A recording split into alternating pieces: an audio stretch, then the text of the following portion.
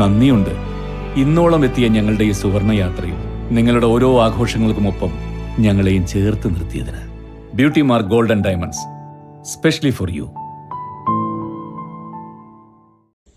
ഓടുന്ന ബസിന് മുൻപിൽ ഓട്ടോറിക്ഷയിലിരുന്ന് വടിവാൾ വീശിക്കാണിച്ച സംഭവത്തിൽ പുളിക്കൽ സ്വദേശി മലയിൽ വീട്ടിൽ ഷംസുദ്ദീനെ അറസ്റ്റ് ചെയ്തതായി കൊണ്ടോട്ടി പോലീസ് അറിയിച്ചു.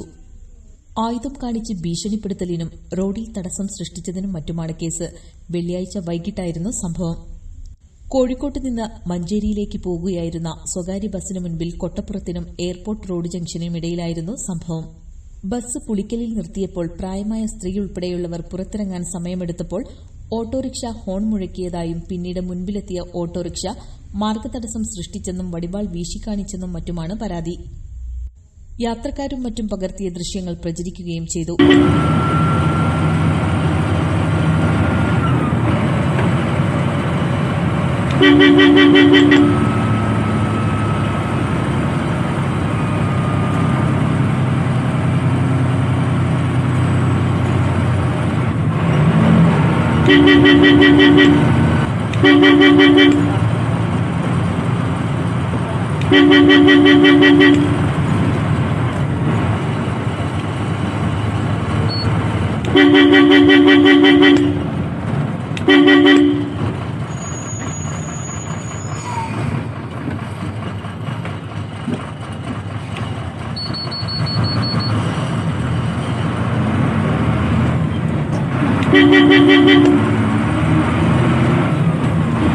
സംഭവത്തിൽ കേസെടുത്ത കൊണ്ടോട്ടി പോലീസ് ഇന്ന് ബന്ധുവീട്ടിൽ നിന്നാണ് ഇയാളെ കസ്റ്റഡിയിലെടുത്തത്.